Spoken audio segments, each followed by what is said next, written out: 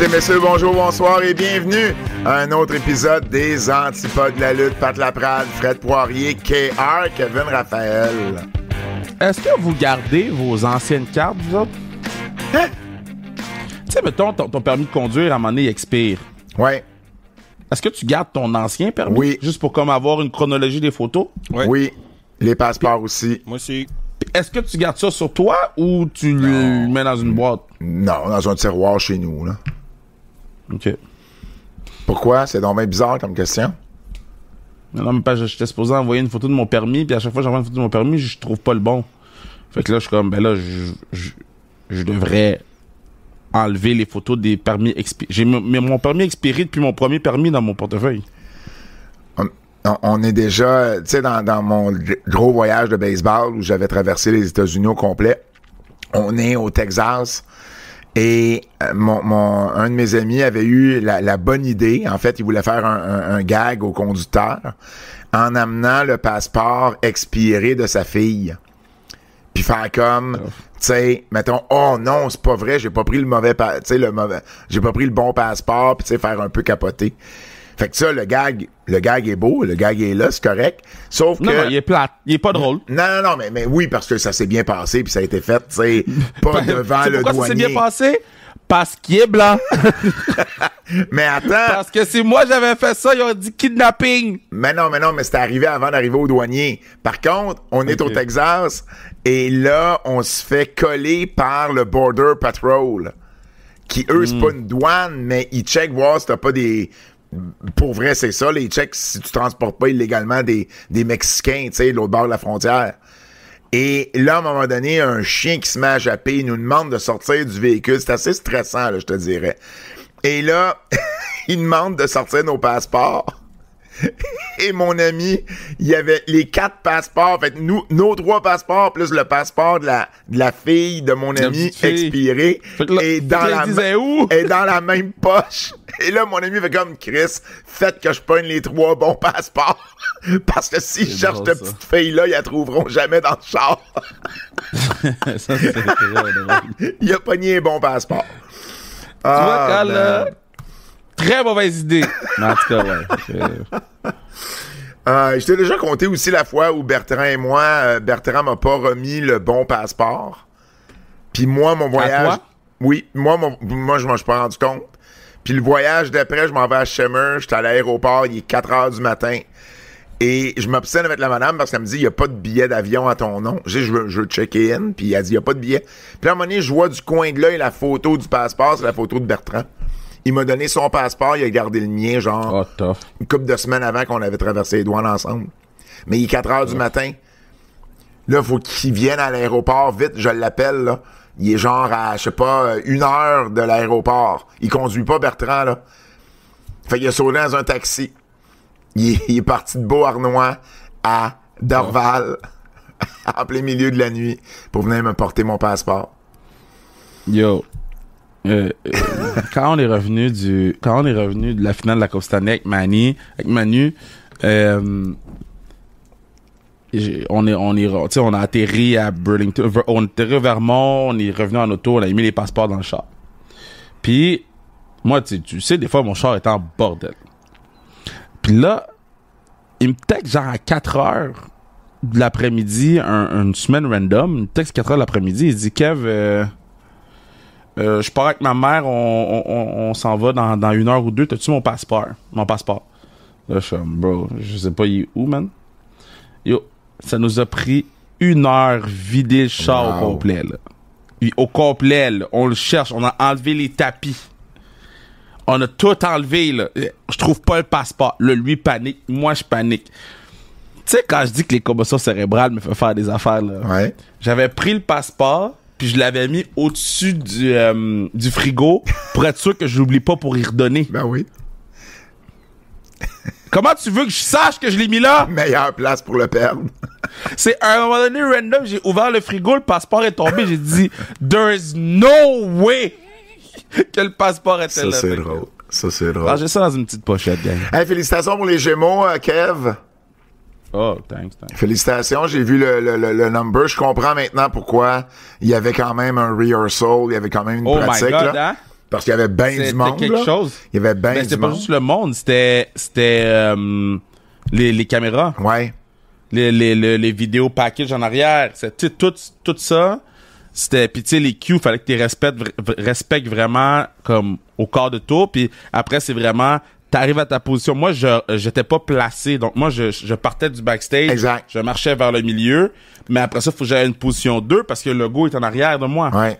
Puis je me rappelle à la première rehearsal, tu sais, le stage est quand même impressionnant, là. Fait que tu sais, je marche pas très vite dans la vie. Puis je me rends plus ou moins mon timing. Puis yo, moi, je suis juste resté là. J'attends juste il y a juste un patinet qui me tape dans le dos. Ah ouais, il bouge. C'est Claude Legault. Ouais, ça peut pas arriver dans le vrai show. Là, après ça, il va dire, si ça arrive dans le vrai show, je vais te piquer un peu, tu bougeras. Mais ouais, non, ça, c'était nice, là. Puis, tu sais, T'as eu une belle entrée, là, en plein milieu, en plus, là, tu sais, pour ouais, venir c'était faire quand ton même un cue, beau c'est spot. nice. C'était quand même, mettons, si c'était un Royal Rumble, je serais number 27, là. Ouais. Tu gagnes pas, mais c'est crédible que tu puisses gagner, là. Exact. Tu sais, beaucoup de gens ont gagné avec ce numéro-là, mais c'est Roman Reigns numéro 29, tu sais. Puis l'autre affaire que je trouvais nice, c'est pendant la pratique du samedi, yo, j'ai parlé avec Claude Legault, là, longtemps. Yo, c'est un gros fan de lutte, hein? Ah ouais, je savais pas. Ah ouais, là, il me droppait les noms, là, des Québécois que tu dis tout le temps, là. Puis...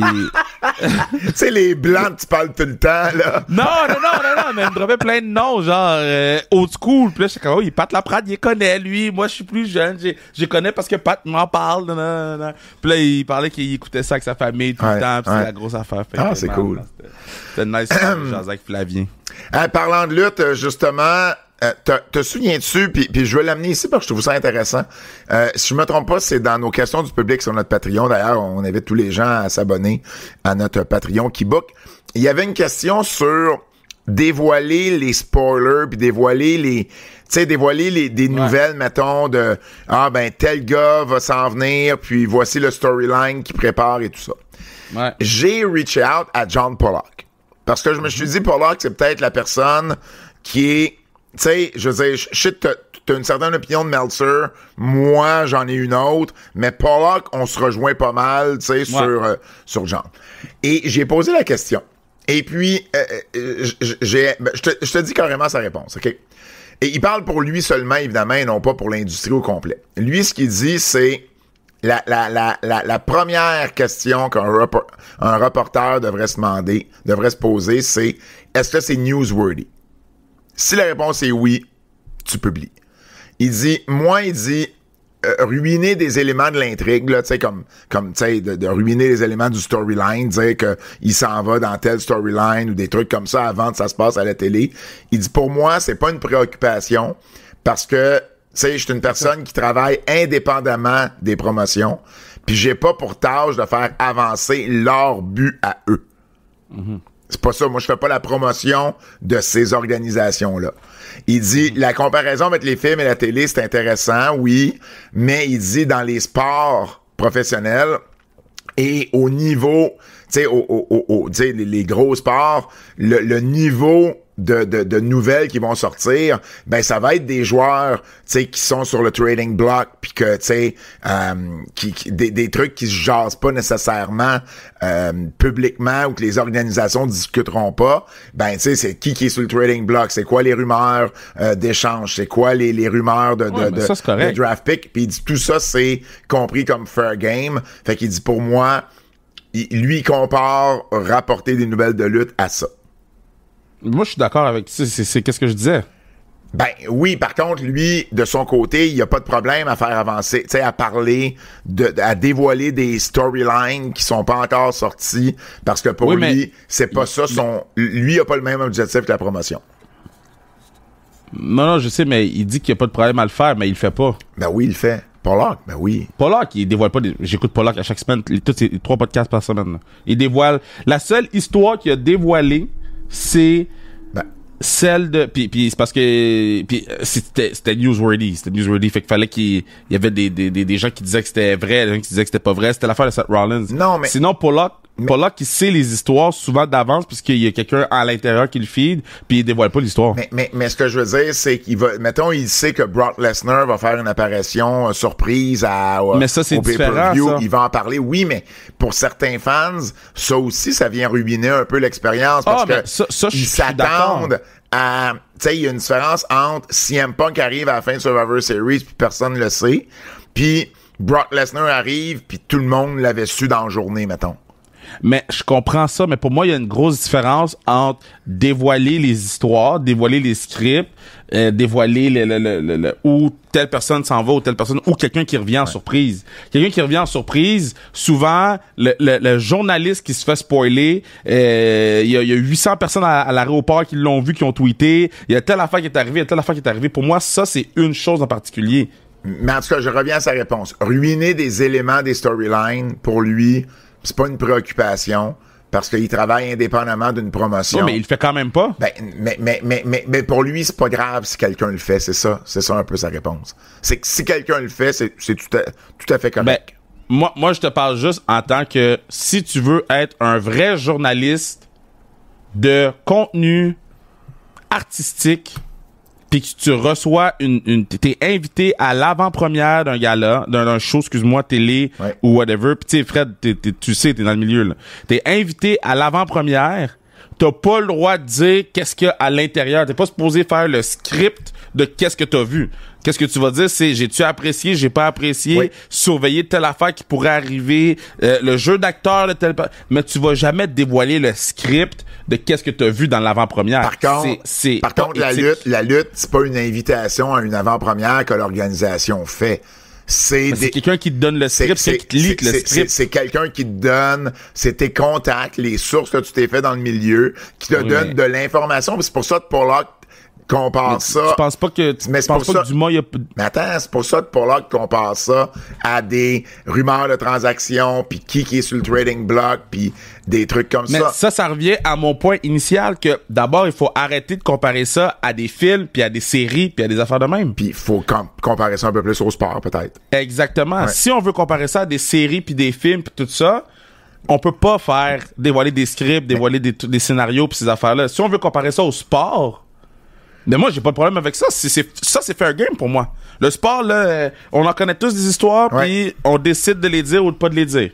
Mais des fois, on les dit, puis des fois, on les dit pas. C'est parce que la lutte, ça sera toujours ça, la lutte, pour moi. Il y a une partie qui se compare au sport, puis il y a une partie qui se compare au divertissement puis au monde du spectacle.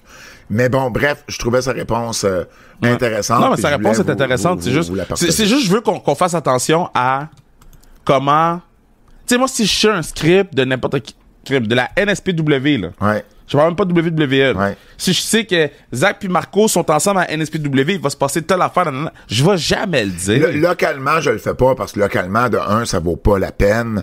Puis, tu sais, les gars... Non, mais il y a quand même des gens qui sont investis localement, là. Puis, il y a des gens qui ont le même investissement sur la lutte locale que sur ce qu'ils voient à la télévision à WWE ou peut-être même plus sur la lutte locale parce qu'ils sont plus proches d'eux. Fait que, c'est pas que ça vaut pas plus la peine. Oui, ça vaut pas la peine dans le sens où, je veux dire, c'est pas ça qui va... Admettons que, tu sais, j'étais indépendant à 100%, là, puis qu'on travaillait pas à WWE. Entre une nouvelle concernant la WWE que je pourrais sortir, puis une nouvelle sur le circuit local, il y en a un des deux qui va me donner plus d'attention, d'exposure. Je trouve que ça vaut pas la peine pour moi, puis je le sais qu'en faisant ça, je fais chier des gens qui gagnent pas leur vie avec la lutte puis qui font pas une fortune avec ça. Tu comprends? Pour moi, ça, tu sais, je le ferais pas. Mais ça je comprends, mais je l'ai déjà fait dans le passé, là. T'sais. Je comprends, mais tu sais, c'est pas ça mon point. Mon point, c'est les gens qui reçoivent la nouvelle, ben, qu'est-ce que ça leur fait? Reste que ça peut être la même chose que s'ils écoutaient un show de la NSPW ou s'ils écoutaient un show de la WWE. Oui, dans ce sens-là. L'attachement des gens à un produit X, c'est si propre à eux. Ouais. Puis moi, personnellement, je trouve pas ça correct. De leaker des affaires, de leaker des scripts, tu sais, ça reste qu'il y a des writers, ça reste que c'est un show télé, ça reste que, tu sais, moi, personnellement, je trouve pas ça correct. Mais moi, je viens du milieu des médias, des émissions télé, des affaires de même. Fait que c'est sûr que moi, avec le background que j'ai, je trouverais pas ça correct. Toi, mettons, Fred, là, tu nous écoutes depuis 8 ans faire la lutte, là. Avec les antipodes, là. Les antipodes, ça fait 6 ans. 6 ans, excuse, ok, parfait, excuse. Mettons, avec tout ce que tu nous as entendu dire, puis avec ton background vraiment, tu sais, média, là, t'en penses quoi? Ben, c'est pas une question d'avoir raison ou whatever, c'est quand même une question qui est intéressante, là. J'ai vraiment aucune idée là, de qu'est-ce que vous avez le droit de dire, qu'est-ce que vous avez pas le droit de dire pour faire la promotion des trucs ou pas, si ça va allumer des intérêts chez du monde ou pas. J'ai aucune idée où la ligne là-dedans. Pour la lutte. Mais Kev, moi j'ai déjà parlé à des filles qui couvrent les arts et spectacles. Ok, si je me trompe pas, j'avais parlé à Sabrina Cournoyer de ça, puis j'en avais parlé à une autre. Puis eux autres là, c'est comme ben voyons, nous on pourrait même pas passer proche de faire ça, là, on perdrait notre job. Même pas là. Oui, mais 100%, 100%. C'est deux mondes différents à ce niveau-là. Mais la lutte, ça se fait depuis 40 ans. Mais ça veut pas... Moi, je t'ai dit que vous dites que ça se fait depuis 40 ans. Ça veut pas dire que c'est correct. Il y a plein de choses qui se faisaient il y a 40 ans qui sont pas correctes aujourd'hui. Il y a plein de choses qui se faisaient il y a 20 ans qui sont peut-être pas correctes aujourd'hui. Mais tu peux plus... Mais c'est parce que à l'époque où ça a commencé, il y avait quelques médias seulement, puis là, ben, il y en a de plus en plus. Fait que c'est pas une pratique qui va changer parce que tu peux plus arrêter cette machine-là maintenant. Mais j'ai le droit de dire que c'est moi que je trouve ça pas correct. Mais j'ai pas dit que t'avais pas le droit, j'ai juste dit que ça changera pas. Quand même que c'est parce que tu me dis ben je suis tanné qu'on dise ça fait 40 ans puis oui, je comprends mais je t'explique juste pourquoi ça changera jamais parce que là il y a de plus en plus de médias qui en avaient, je veux dire en 88 là, il y avait 2-3 personnes là qui couvraient la lutte. La star il y en a comme un shitload. Fait que ça puis tout le monde ou à peu près le fait. Fait que ça s'en ira nulle part. Ben, pas tout le monde. J'ai dit tout le monde ou à peu près. Mais la grande majorité. Il y a plus de gens dans les podcasts qui sont grandement... Tu sais, mettons, je prends Post Wrestling le fait pas. Je prends... Mais honnêtement, je suis pas sûr de ce que tu me dis là, mais... je te confirme, là, je l'écoute tout le temps. Pas là qu'il dévoile pas des scripts, puis Mais c'est pas dévoiler des scripts. C'est parce que y a personne, Meltzer non plus arrive pas puis dit bon mais voici ce qui va se passer à Raw ou à SmackDown dans 3 jours là. Non mais il y en a qui vont dire mettons tel lutteur fait telle affaire puis il va s'en aller vers telle direction. Oui mais ça tout le monde le fait. Mais tout le monde le fait. C'est ça mon point, c'est il y a des gens qui commentent ce qu'ils voient puis qui brisent des nouvelles puis qui font des choses que tu sais, ils sont pas en train de, je répète encore, dévoiler des scripts. Busted Open, ils font jamais ça non plus. Mais Busted Open, c'est pas des reporters non plus. C'est parce qu'il y a une différence entre animer un podcast puis des journalistes / reporters. Puis il y en a à Busted Open maintenant des reporters là, mais puis ils le font jamais. Mais puis Pollock, quelqu'un que je suis depuis 2013, il le fait pas. Puis même il dit no spoilers. Il dit voici c'est quoi la nouvelle. Voici moi ce que j'ai entendu sur telle affaire que lui revient ou whatever. Puis même des fois il va te dire hey, j'avais attendu il y a 3 semaines qu'il revenait mais j'en ai pas parlé. Mais, je comprends, mais je veux juste te dire que lui son opinion là-dessus c'est pas un problème si quelqu'un le fait. Fait qu'il il le fait pas mais pour lui c'est pas un problème. Fait que, les nouvelles. WrestleMania 43 en Arabie Saoudite, ça a été confirmé lors d'une conférence de presse à Las Vegas vendredi dernier en marge du gros combat de boxe Alvarez et Crawford. Triple H et le Turki Al-Sheikh Al-Sheikh, oui, l'officiel de l'Arabie Saoudite, le dirigeant de l'Arabie Saoudite, qui ont annoncé que WrestleMania 43 aura lieu en Arabie Saoudite en 2027. C'est la première fois depuis WrestleMania 1, donc depuis le tout premier WrestleMania, c'est la première fois qu'on va le présenter à l'extérieur du Canada ou des États-Unis. Il n'y a pas de date qui a été annoncé, mais ça va faire partie du fameux le Riyadh Season là, qu'on voit passer des pubs de temps à autre. Shawn Michaels était là, Undertaker était là, lors de la conférence de presse. Charlotte Flair, Bianca Belair, Liv Morgan, Stephanie Vaquer, Logan Paul, Seth Rollins également. Paul Lévesque a indiqué que le président de la WWE, Nick Khan, a été là, la force dirigeante en arrière de cette entente-là. Bon, on sait, ces liens-là avec l'Arabie Saoudite sont de plus en plus forts. Dans le fond, ce que Dave Meltzer rapportait, c'est que originalement, la WWE voulait pour 2028, parce qu'il y avait d'autres il y avait d'autres ententes de planifier pour les années précédentes, mais que l'Arabie Saoudite a vraiment poussé pour que ce soit 2027, parce qu'ils vont célébrer le 300e le 300e anniversaire de la formation de leur pays, là, l'Arabie Saoudite, comme tel. Donc, ils ont vraiment poussé pour que ce soit en 2027. Et là, ben, ce qu'on apprend également parallèlement à ça, c'est que l'Arabie Saoudite veut absolument avoir The Rock, veut absolument avoir Dwayne Johnson. Il y a des négociations et le montant qui va être donné à la WWE ou à TKO va dépendre de si Dwayne va être là ou pas. Mais ce serait au-dessus de 100 millions pour la fin de semaine au complet, parce qu'on va faire Raw, on va faire SmackDown également en Arabie Saoudite. Le but avec Dwayne, ce serait soit Cody, soit Roman, son adversaire. C'est Roman. C'est sûr qu'ils veulent faire le Roman contre tu sais, pas besoin de belt, pas besoin de rien. Ouais. Là. Mais après ça, c'est vraiment plus, c'est là, avec The Rock, tu sais, qu'est-ce que leur plan initial du début d'amener la lutte, tu sais, t'as The Rock, là. C'est la plus grosse star du monde de la lutte que tu peux amener, c'est The Rock. C'est sûr. Fait, tu sais, ça serait incroyable pour eux. Tu sais, j'entends beaucoup de choses sur les réseaux sociaux, là. Les gens sont pas contents, les gens sont ci, les gens sont ça. Puis, tu sais, la F1 est en Arabie Saoudite. J'entends pas un pip.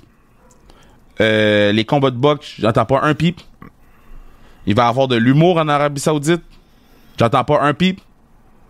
Mais là, c'est parce que la lutte, c'est l'élément américain. Puis je le disais, il y a une couple d'années sur le podcast, je voyais jamais WrestleMania quitter, mettons les États-Unis ou mettons le Canada, mais on va plus aller avec les États-Unis parce que, à cause de la réaction qu'on voit actuellement, les gens sont fâchés parce que c'est comme si on leur enlevait une partie de qui ils sont en tant qu'Américains. Puis, à la fin de la journée, money talks, puis tu peux pas refuser 100 millions pour 4 shows, là. Je suis content que t'amènes qu'il y a quelque temps, t'avais une opinion là-dessus, parce que je suis retourné dans nos archives, mon cher Kevin. Écoute, les gens m'ont écrit. Et les gens m'ont écrit. Le 23 mai 2024, on avait cette conversation-là. Vas-y, Fred. Mais ils n'enverront pas WrestleMania là-bas. Ben, en tout cas, t'as déjà dit ça pour... en tout cas, t'as pas dit ça pour rien. Là. Je revenais au take dans les questions du public qu'on a eu récemment. J'ai l'impression que ça va arriver. J'ai l'impression qu'il y en a un. Royal Rumble, t'es-tu plus à l'aise? Royal Rumble, ça dérange pas. Parce que c'est pas WrestleMania. OK. SummerSlam, ça dérange pas. C'est pas WrestleMania. OK. Puis qu'est-ce qui arrive sur WrestleMania? OK, ben attends, on va faire un pari. On va faire un bet? Non, je te dis que d'ici 2027... 2027! WrestleMania est en Arabie Saoudite. Okay. Yes. On gage combien? On gage un super? OK, mais attends. Ça veut dire que cette année-là, faut pas qu'ils fassent un WrestleMania quand même ici, là. Qu'est-ce que tu veux dire? Dans le sens qu'ils peuvent pas faire un WrestleMania comme ils font d'habitude ici. Puis là, ils font un show en Arabie Saoudite, puis ils appellent ça WrestleMania Arabie Saoudite. Ça compte pas, là. Non. C'est un WrestleMania. Un sur 2 soirs, là. Ouais. Mais un WrestleMania et ça va se faire en Arabie Saoudite. Les 2 soirs. Oui. OK, parfait. Je suis prêt à bêter ce que tu veux. Ben, un souper. Parfait. Ce que tu veux. Le perdant, le gagnant choisit le reste. T'as-tu plus long? Okay. Ou en tout cas, celui qui a pas à payer choisit le resto. I don't care. Ça finit là. J'allais jusqu'à là. Tu dis I don't care parce que ça arrivera pas. OK, check. J'ai déjà fait mon mea culpa déjà. Avant même que la clip sort, là, vous êtes fucking whack, là. Vous êtes parlé entre vous. OK, j'ai fait mon meilleur coup de passe. That's number one. OK, ça, c'est numéro 1. Ah, j'ai hâte d'aller souper. Numéro 2. Moi, je suis hâte qu'on aille souper. OK, bon, ça, c'est numéro 1. Numéro 2. T'as pas encore gagné complètement. Comment ça? Ah, Mais parce que... s'ils font un Ben non. WrestleMania ici... Ben non, ils vont faire peut-être... Honnêtement, moi, ma théorie, à ce moment-ci, ça peut changer, là, mais à ce moment-ci, je serais pas surpris qu'en 2027, ils essaient de faire Royal Rumble sur 2 soirs pour la première fois. Parce que là, ça leur permettrait d'avoir 2 shows en Amérique du Nord sur 2 soirs, Royal Rumble et SummerSlam. Si j'étais eux, je trouve que ce serait une bonne année pour l'essayer. Royal Rumble, c'est écrit dans le ciel, ça va devenir 2 soirs. Là. Du moment que SummerSlam devient 2 soirs, tu mets un Royal Rumble masculin un soir, un Rumble féminin un autre soir, puis t'es bon. Mais de ce que j'entends, ils sont pas encore prêts à faire ça. Ils sont pas encore prêts à faire ça. Mais si j'étais eux 2027, à la limite, je l'essaye. Puis si ça marche pas, ben en 2028, tu peux toujours dire, ben on l'a fait juste pour compenser pour WrestleMania. Puis moi, là, je pense on que revient. WrestlePalooza va juste être plus gros l'année prochaine. C'est possible aussi, pas l'année prochaine, mais en 2027. Ça se peut aussi. Ça aussi, c'est une possibilité. Du moment où j'ai vu Arabie Saoudite, WrestleMania, moi, j'ai fait, OK, WrestlePalooza, puis tout ce que ça veut dire... sera me dire, plus gros. WrestlePalooza en 2027 sera à Las Vegas. Ça, je serais pas surpris. Exact. Mais, il en doivent une à New Orleans, là. Mais là, OK. Fait écoute, ça c'est intéressant. J'ai fait une petite liste, OK? Je nous amène jusqu'à WrestleMania 50, OK? Suis-moi. On va faire 43 là, en 2027. WrestleMania l'année prochaine, c'est Vegas. Ça devait être en Nouvelle-Orléans. Fait que là, ils en doivent une en Nouvelle-Orléans. WrestleMania 2027, ça va être à Riyad. Ça devait être à Nashville, au nouveau stade des Titans. Fait que là, ils en doivent une à Nashville. Ils ont annoncé qu'en 2028, excuse-moi, ils ont jusqu'en 2033 pour faire Indianapolis. Fait qu'il faut que tu places Indianapolis là-dedans. Fait que là, ils en doivent une à Nouvelle-Orléans, Nashville, il y a Indianapolis, OK? C'est sûr qu'ils vont en faire un autre à Las Vegas. WrestleMania 50, c'est en 2034, là, OK? C'est loin pis c'est pas loin, là, tu comprends? Fait que c'est sûr qu'ils vont en faire un à Vegas. Londres, en faisant un WrestleMania en Arabie Saoudite, t'ouvres une porte béante. Tout est ouvert. T'ouvres une porte béante pour Londres. Washington, qui est exactement dans le territoire de la WWE, là, dans l'Est américain, a un nouveau stade de foot qui est censé ouvrir en 2030. Fait que ça pourrait être intéressant pour eux. Ils aiment ça inaugurer, avoir des nouveaux stades et tout ça. Chicago, en ce moment, essaie de trouver le financement pour présenter Mania. Puis Chicago va avoir un nouveau stade aussi. Ça, c'est pas encore confirmé, mais sont en pour parler d'eux. Ça devrait être il n'y a jamais eu plus de 10 ans sans qu'ils fassent WrestleMania à New York. Fait qu'ils vont-tu retourner à New York? Puis la Floride, la dernière fois, c'est 2021, puis LA, ça va être 2023. Fait qu'ils commencent à manquer d'années pour le nombre de villes que je t'ai nommées là, tu comprends? Puis, mais moi, je pense que New Orleans, c'est pas un WrestleMania qu'ils vont leur donner. C'est un SummerSlam ou c'est un Rumble. Techniquement... Moi, de la façon dont ça avait été rapporté quand les nouvelles étaient sorties, c'est qu'il devait un WrestleMania en Nouvelle-Orléans. Ouais, mais ça, c'est... Mais là, ça se négocie. La façon que ça a été rapporté... La façon que c'était rapporté initialement, c'est que WrestleMania était à New Orleans, signé, tout, il avait annoncé. Ils l'ont-tu annoncé, Nouvelle-Orléans? Ils l'ont annoncé, puis c'était plus là. C'était fini. Bye-bye. Mais, c'est comme... Moi, je pense que qu'est-ce qui va se passer, je te demande en fiançailles, puis finalement, je te dompe là. Terminé.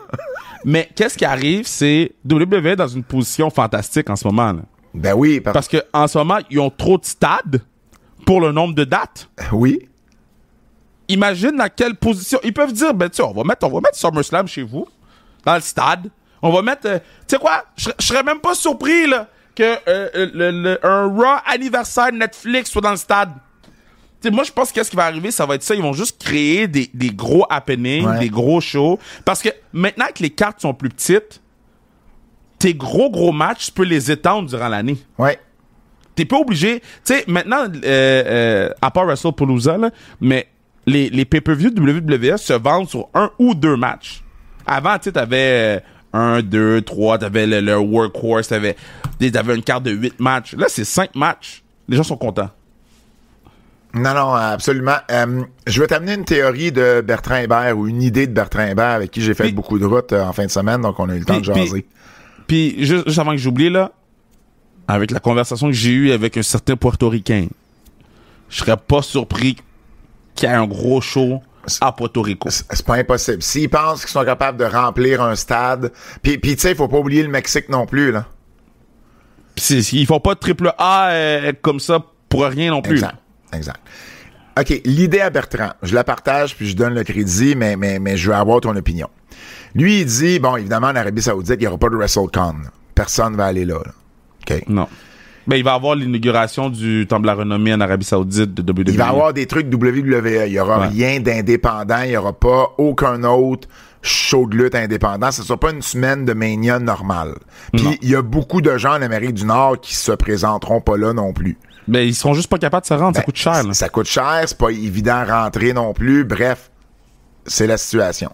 Ben, rentrer, c'est pas un problème. Il faut que c'est pas évident à rentrer. Parce qu'au contraire, ils veulent que tu rentres. Rentrer, c'est pas un problème. C'est juste, ça coûte de l'argent. C'est compliqué. Sortir non plus. C'est une autre culture. T'as pas tes repères. Tu sais, il y a beaucoup de choses qui sont différentes que de faire un show aux États-Unis. Mais rentrer en Arabie Saoudite, c'est pas un problème en ce moment. Là. Bref, l'idée à Bert, c'est, il dit, si je suis à AEW, je fais un show, ce week-end-là, en Amérique du Nord. Je fais un gros show. Puis je m'arrange pour qu'il y ait justement la semaine de Mania autour de mon show à moi, le même week-end. Je leur fais exactement le counter-programming qu'eux autres me font, mais à l'inverse, avec tout le buzz autour, avec un WrestleCon, avec des shows indie, avec tout. Tu fais Dynamite, tu fais Collision, tu fais vraiment l'équivalent, la même fin de semaine, mais en Amérique du Nord pour aller chercher le public nord-américain qui se déplacera pas en Arabie Saoudite. On jase. C'est une bonne ou une mauvaise idée? C'est pas une mauvaise idée.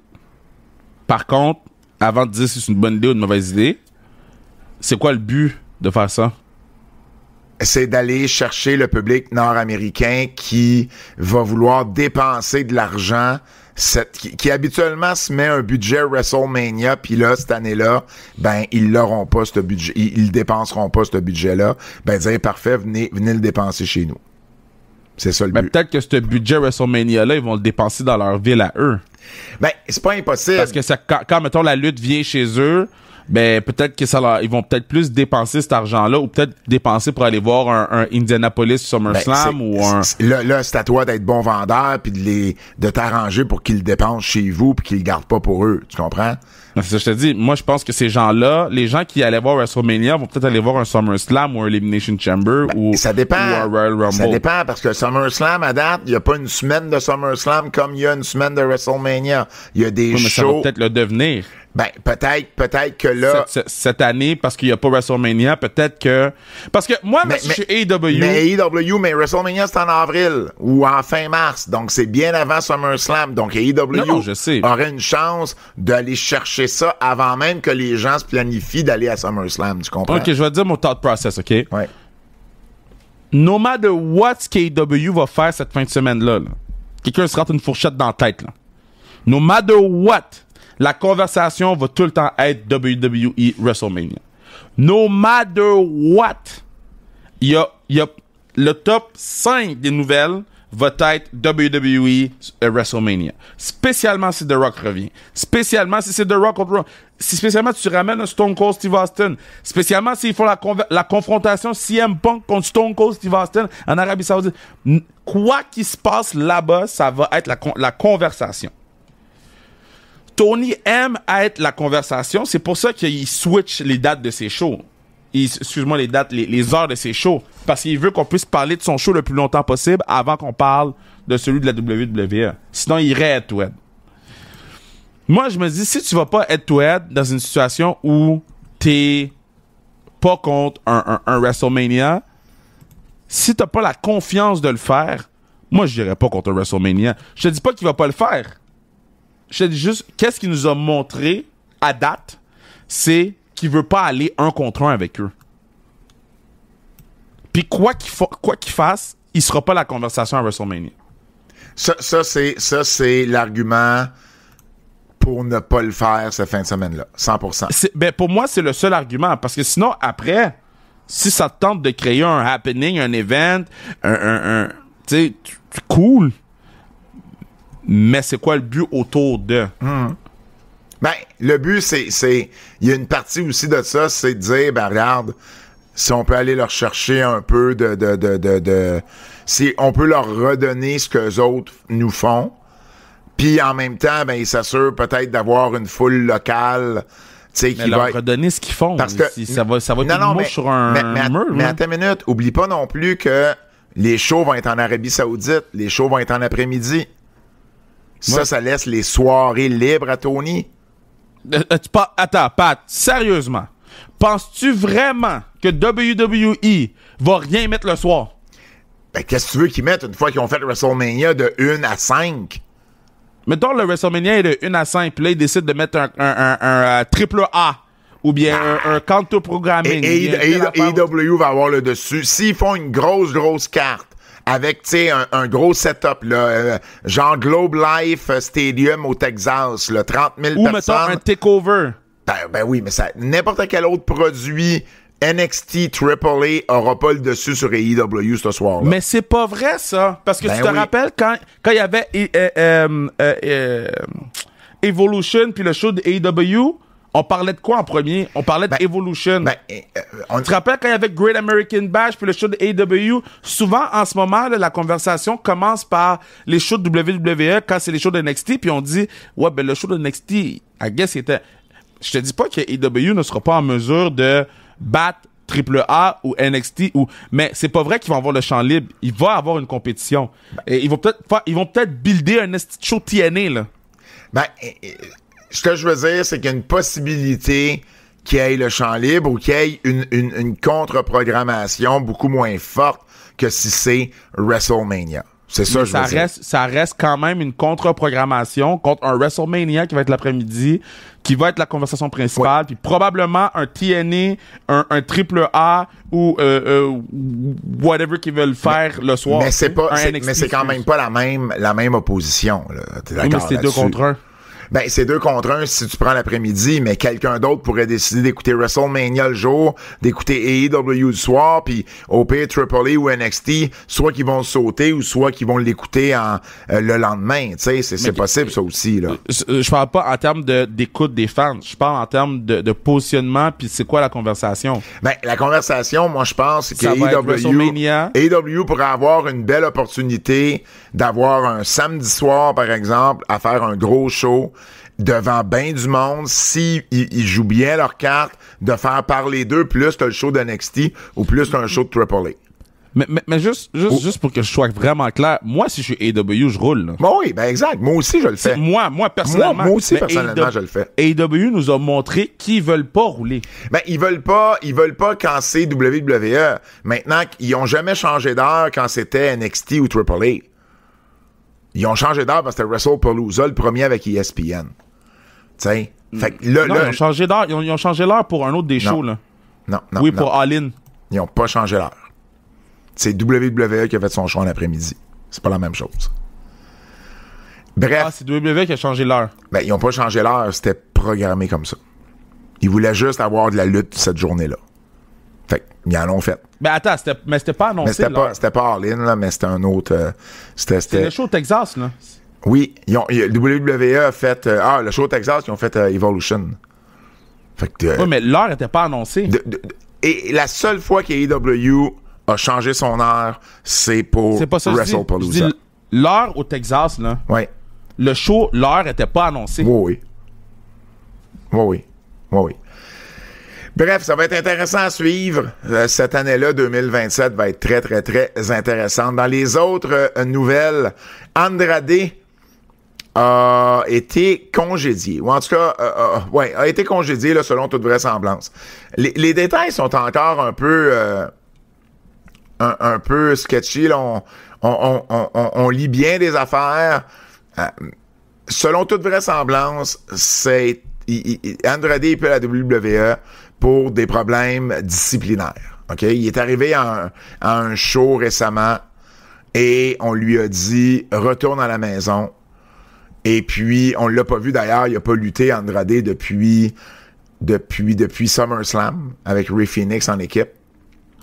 Donc, il est arrivé pour un shooting télé, puis on lui a dit retourne à la maison, il n'a pas été utilisé depuis. Meltzer rapporte que c'est lui ce qui s'est fait dire, c'était pas relié à l'alcool, c'était pas relié à des tests de drogue, c'était pas à cause de son mariage avec Charlotte qui fonctionne plus. Mais par contre, il y a John Alba qui lui, de Sports Illustrated, qui lui a rapporté que c'était un test de drogue qui aurait échoué. Par contre, habituellement, c'est une suspension et c'est pas un congédiement nécessairement. Fait que là, c'est peut-être un ajout sur ben des affaires, là. C'est là que, tu sais, ça devient un peu plus mélangeant comme raison, mais au final, tout le monde s'entend pour dire que c'est un problème disciplinaire. Donc, Andrade qui a 35 ans, lui, le seul commentaire qu'il a mis pour l'instant, c'est qu'il a remercié, il a fait un post pour remercier la WWE. Il avait fait la même chose quand il avait quitté AEW. Il avait fait la même chose, il avait remercié AEW, il avait remercié Tony Khan. Donc, il semble pas être parti de là de la mauvaise façon. Lui, il était revenu à WWE parce que il voulait aller rejoindre Charlotte, là. Parce que AEW voulait le garder. Mais lui voulait s'en aller avec son épouse du moment, qui était Charlotte. C'était la deuxième fois qu'il est retourné à WWE. Il a passé à peu près 3 ans à AEW, dont sa première run, c'était 2016-2020. Puis il est revenu au Royal Rumble en janvier 2020. C'est ça. Ils ont pas changé l'heure du show. Ils ont changé le pacing du show. Le main card était pas supposé commencer à 3, puis il a commencé à 3 au Texas Stadium. De ce que Fightful rapporte. Au Globe Life Stadium? Au Globe Life Stadium à Arlington, Texas. Parce que Saturday Night's Main Event commençait à 8. OK, mais ça, tu sais, c'est pas impossible. Moi, me semble que ça a toujours été 3 heures que le show a été annoncé, là, pour, là. Moi, je pense que 3 heures, c'était le comment t'appelles ça, le pre-show, là. Le pre-show, là, le 1 heure de pre-show. C'est pas impossible. Moi, je pense qu'ils l'ont avancé puis ils ont mis de ce que je comprends, là. Mais oui.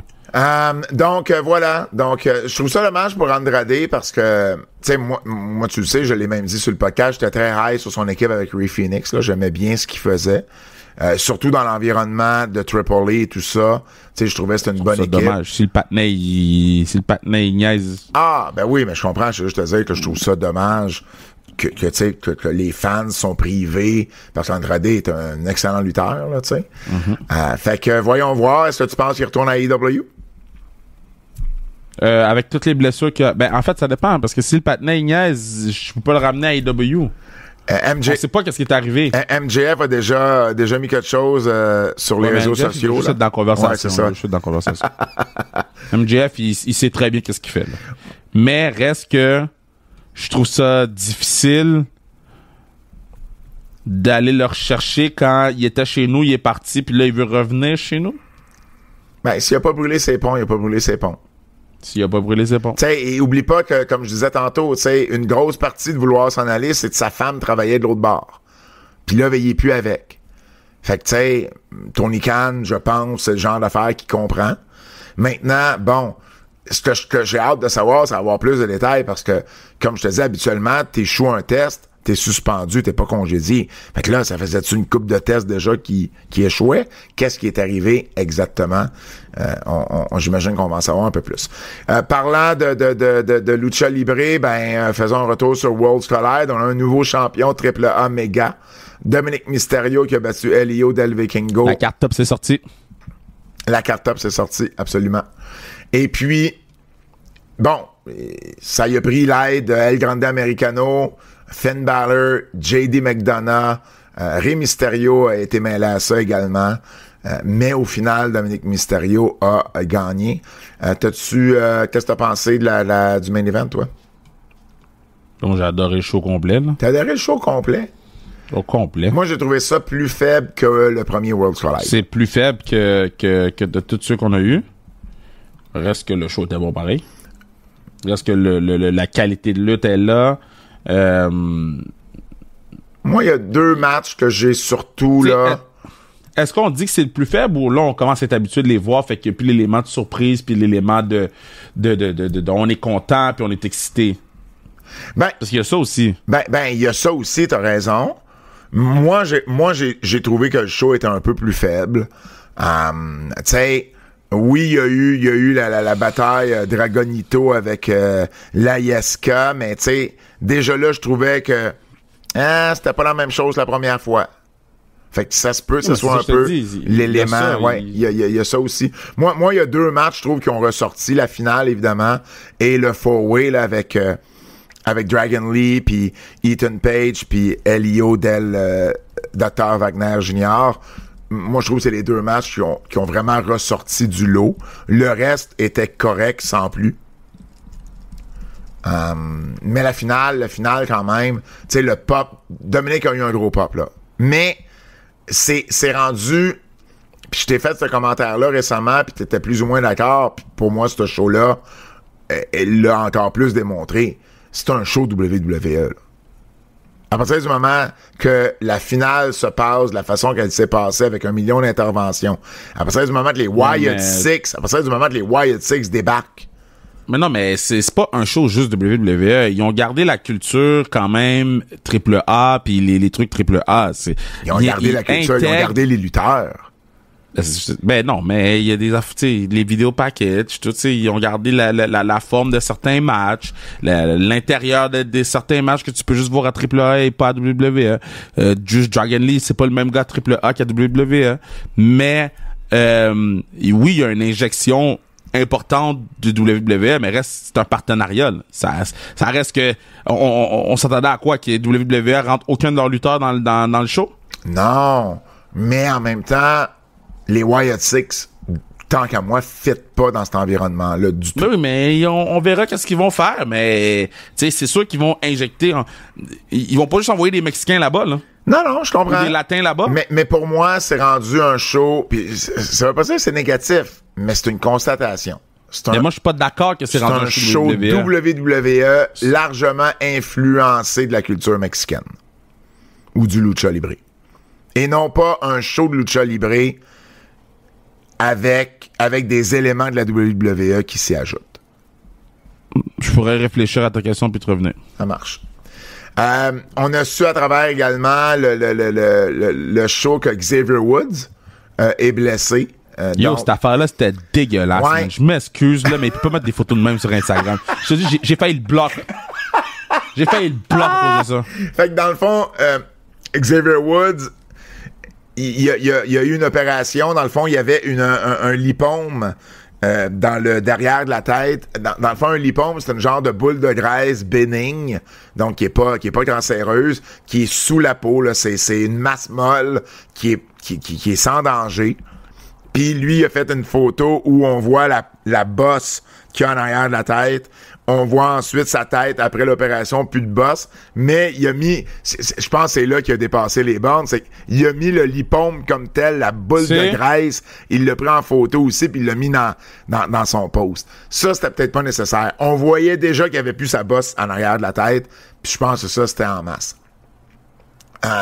C'est pour ça que Grayson Waller a fait équipe avec Kofi Kingston face à Psycho Clown pour les titres AAA là, par équipe.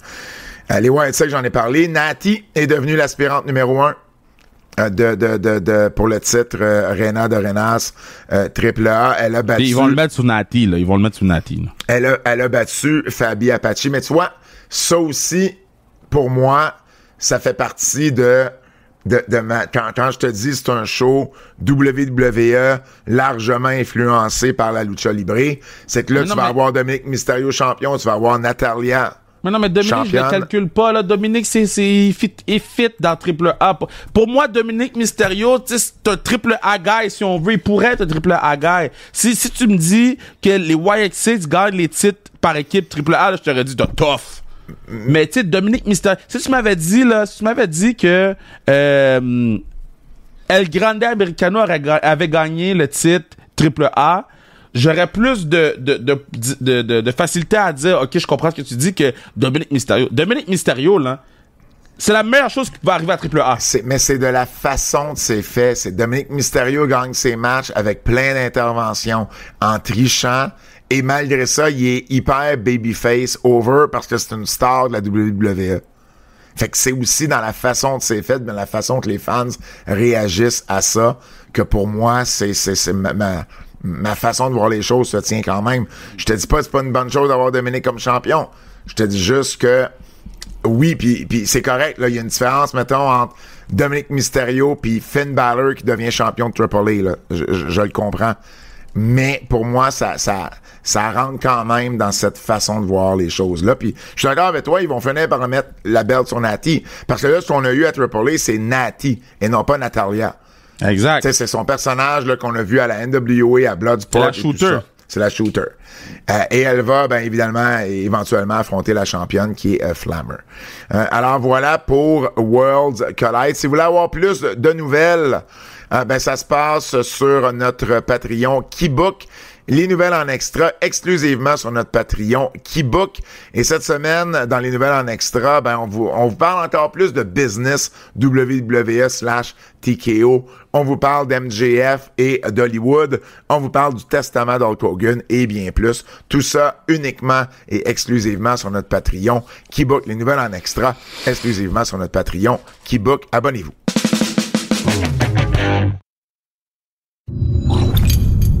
Lutte québécoise. Lutte québécoise. On recommence. Lutte québécoise. Laissez pas tranquille. Hey Kev, t'avais 2 événements de sans restriction chrono dans la dernière, j'allais dire ce week-end, mais dans la dernière semaine, jeudi à Cowansville, samedi à Saguenay. Tu veux-tu nous en parler un peu de comment les choses se sont déroulées? Puis j'irai de mes commentaires. On a eu 2 bons shows. Malheureusement, je ne pouvais pas être au Saguenay parce qu'il y avait tout ce qui avait rapport aux Gémeaux. Là. Mais j'ai eu des beaux échos de vestiaire de qu'est-ce qui s'est passé au Saguenay. La foule était in fuego. On a mis la ceinture héritage sur Billy Stone qui a gagné le tournoi, qui a transformé le Winner Takes All en Isaac et Benjamin Toll en triple menace, puis le champion qui se fait piner par la belt. Donc Billy a la ceinture en otage au Saguenay, défendra son titre le 27 septembre prochain à l'Impérial de Québec. Alors, on a eu un angle assez incroyable entre Kevin Blanchard, maintenant Evil Blanchard, probablement le plus aimé à Cowansville, s'est tourné, et le boxeur Junior Ulysse. Puis on a vécu beaucoup d'émotions avec sa maman. T'sais, toi, tu le sais pas parce qu'on n'a pas le temps de se parler après le show, mais la maman de Junior n'était pas au courant de ce qui allait arriver. Elle savait rien, ou elle savait une partie, rien. Puis elle trouvait que c'était trop? Rien, parce que quand je suis arrivé, Kevin puis Junior, j'ai salué tout le monde, puis j'ai pris Kevin puis Junior, puis je les ai mis ensemble, puis il a dit « Ah non, on va juste aller se parler un petit peu plus loin parce que je veux pas que ma mère nous voit. OK. » Fait qu'ils ont vraiment kayfabe la match jusqu'au point qu'elle s'est levée puis elle bougeait les cordes du ring pendant que Kevin Blanchard était assis sur le top row. Ouais. Tu sais, l'angle a super bien marché, les vidéos sont super bons. Puis ça va donner un match Junior Ulysse contre Evil Blanchard le 27 septembre prochain à l'Impérial. Je vais juste faire une parenthèse là-dessus. Ouais. Junior, 2 choses. D'un, je m'étais aperçu que la mère le savait pas ou savait pas tout parce qu'à un moment donné, Giancarlo, l'arbitre, a été lui parler, il était dans le ring, puis on voyait qu'il était énervé aux abords du ring, puis il a été lui parler dans l'oreille. Et là, je suis comme fait, oh, ça me semble comme une madame qui savait pas tout ce qui était pour arriver à son fils. Ouais. Et je lui ai envoyé un message, props à Junior Ulysse. Mm-hmm. Parce que pour quelqu'un qui a jamais fait ça de sa vie, de un, il a pas eu peur de prendre, il a pris quoi, un destroyer? Il a pris le shotgun dropkick, il a pris un boot, shotgun dropkick, pile driver. Et il a pris les moves, je sais comme s'il avait fait ça toute sa vie. Il a vendu il a vendu plus que certains lutteurs au Québec et certains lutteurs dans d'autres grosses compagnies. Il a vendu, là, hyper bien. Moi, je me suis approché, j'étais dans le ring. Parce que toi, évidemment, c'était très drôle. Tu me textes, tu me dis, Pat, dans l'angle d'Ulysse, toi et Emilio, allez dans le ring. Mais toi, là, attends, toi, tu savais pas que ça allait arriver. Oui. Il t'en avait parlé? Non, mais je sais. Ah, t'as lu le script? Mais j'ai le script.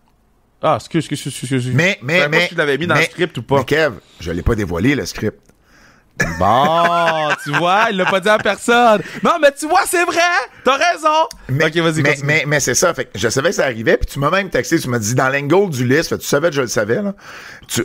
Non, je savais pas que tu savais. Okay. Parce que c'est pour ça que je t'ai texté dans l'angle du ring, va dans le ring. Ok, tu m'as dit, toi et Emilio, allez dans le ring. Emilio était à ma droite. Et j'ai dit à Emilio, quand va arriver l'affaire de Junior, on s'en va dans le ring. Il dit, OK. Mais là, quand arrive le moment où je pense qu'il faut que j'aille dans le ring, parce que j'irai pas dans le ring quand Jean Blanchard lui fait son dropkick d'en face, quand je pense que c'est le bon moment, il y a des arbitres qui arrivent.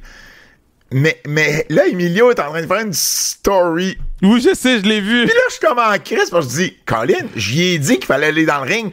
Fait que là, je me revire, puis je dis, ah ouais, Emilio, ah ouais, là, laisse faire ta crise de story. Puis là, mais t'as-tu vu le vidéo, toi? D'Emilio, non.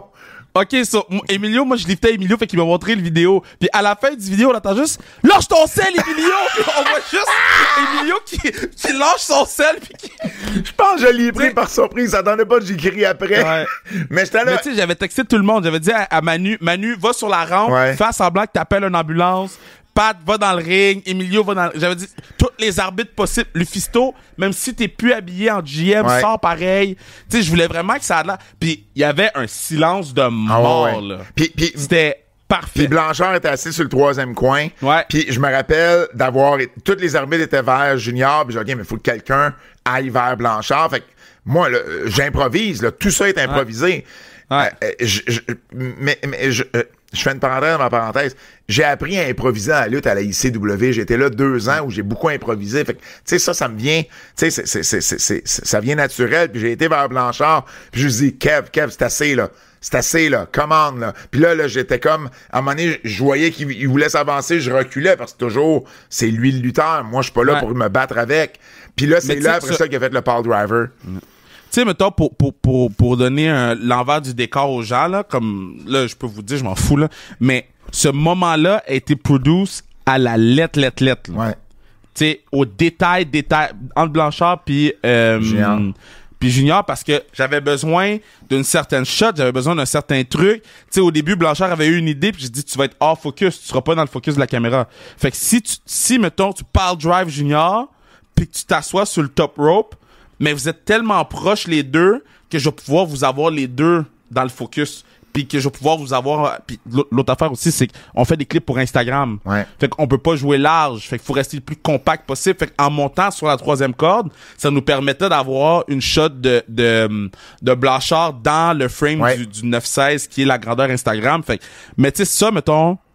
Ça a été mon highlight. Produire ce segment-là, ça a été mon highlight parce que, les gars étaient super... attentif. Les gars ont donné des idées. Tu sais, ça a vraiment bien sorti. Puis quand je l'ai vu en vidéo, j'ai fait yes. Tout le monde a compris. Tout le monde l'a bien joué. Blanchard m'a fait penser à Heath Ledger dans Joker. Tu sais, il y a comme flip. Puis avec son maquillage en plus, il l'a super bien joué. Puis à un moment donné, je me suis approché après le Paul Driver et tout. Ouais. Je me suis juste approché de Junior. Puis j'ai juste mis la main sur l'épaule, tout le monde est autour, puis je me suis juste penché, je dis Junior, tu correct? Il dit oui. Je dis OK, parfait. Puis là, je savais qu'on pouvait continuer, travailler. On pouvait travailler, là, tu sais. Puis j'ai OK, faites attention. Puis là, je dirigeais les arbitres. OK, faites attention à son cou, attention à sa tête, attention à sa... Puis là, il y en a d'autres qui ont embarqué. Oui, attention à sa tête. Puis Burt qui sort dans l'arrière. Ben oui. Tout ça, là. Ben oui. J'en parle, j'ai les frissons. Non, moi, j'ai adoré cette affaire-là parce que c'est... Moi, c'est mon angle préféré depuis qu'on fait les sans restrictions chrono. Puis, il a été bon de A à Z. Tu sais, on parlait à Blanchard avant le show, on parlait à Junior avant le show, faire les appels avec Junior avant. Tu sais, on parlait de l'affaire de Roger Jackson. Puis, je disais, tu sais, moi, il y a quelqu'un qui s'en vient faire un truc, puis j'y parle le plus souvent que je peux. Mais c'était Junior, tu sais. Puis après ça, t'es-tu à l'aise de prendre le Pile Driver? Il dit, moi, je prends tout. Si tu veux, je blade. Comme non. Sa mère serait morte là, man. Elle serait morte là. Mais le pire, c'est ça. Après l'angle, là, il y a un match dans le ring. Fait que, tu sais, je suis en arrière, puis, tu sais, je gère mes affaires. Sa mère shake sur la chaise. J'ai dit, je vais me lever. Madame. Ouais. Fait que je l'ai pris par le bras. Son bras shakeait tellement, là. Je capotais. C'est sûr. On l'a amené, parce qu'il faut passer par dehors pour aller vers le backstage. Puis là, elle me dit, tu m'amènes où? Puis il y a juste Junior qui dit « Maman! » Puis là, le gros câlin, puis tu sais, c'était un beau moment. Puis Indy Hartwell a gagné la belt, leur perdu au Saguenay après. Mais c'était un beau moment, puis tu sais, on voulait vraiment que toi, tu donnes la belt à Indy. Ça a fait un beau moment sur le vidéo aussi. Indy est venu travailler, c'est vraiment nice. Man, elle a donné 3 bons matchs en fin de semaine avec la NSPW aussi. J'ai eu des beaux échos de vestiaire sur le match de Indy puis Casey. Ça a été un meilleur match à Saguenay qu'à Cowansville. Qu'à Cowansville, ouais. Fait que c'est normal, les filles étaient plus habituées de travailler ensemble. Mais c'est positif. La si nervosité était moins là, ben oui. Non, je suis très content overall. Puis le 27 à l'Impérial, on est excités. Là, on a annoncé quelques matchs. Donc, allez sur nos réseaux sociaux pour voir l'annonce. Moi, Ninja Mac, je suis high en tabarnak, là. Ouais. Moi, je le connais un peu moins, Ninja Mac, pour être... C'est le gars, là, qui faisait tu sais, les backflips, là. Ouais. Puis qui a fait le backflip à l'extérieur du ring, puis il suivait le gars, là. Oui, okay, c'est lui. C'est lui. Okay. Fait que, tu sais, je pense qu'avec Michael Styles, qui va être capable de contenir toute son énergie, puis ses flips, puis ses flops, ben, je pense que ça va être un bon match, puis d'avoir Laredo Kid dans le tournoi, bro. T'as le potentiel d'avoir, s'il sera en finale, 3 excellents matchs, là. Puis Kev, tu le sais, même quand ça m'arrivait à Femme Fatale d'avoir des erreurs, je le mentionnais, tu me parles de tournoi, il y a un match qui a busté son temps de 4 minutes. 4 oui, mais minutes. on l'a bien arrangé. On l'a bien arrangé, 100%, mais je veux quand même prendre le temps d'expliquer ce qui s'est passé dans ma tête à moi. Parce que moi, il faut que j'annonce un gagnant. Fait que dans le fond, Ian Harrison affronte Frankie the Mobster et le 4 minutes est à l'écran, là. Il est gros, le 4 minutes, puis il fait noir à Cowansville. Fait que les chiffres, ils sont là, là. Et là, je vois le match aller, puis là, il reste 4 secondes, 3 secondes, ils vont pas dans un finish, comme, mais qu'est-ce qui se passe? Et là, le temps c'est cool. Là, évidemment, à côté de moi, personne sonne la cloche parce que l'arbitre fait pas sonner la cloche. Les gars vont dans le finish, puis ils finissent peut-être un 5-6 secondes après le 4 minutes. Et là, moi, je sais pas quoi annoncer, parce que je le sais que c'est un fuck-up, là. Je sais que Yang devait passer en 2e ronde.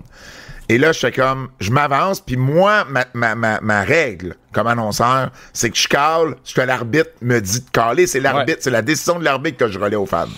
Et là, je m'avance, puis le pauvre Brandon, il sait pas quoi faire, lui non plus.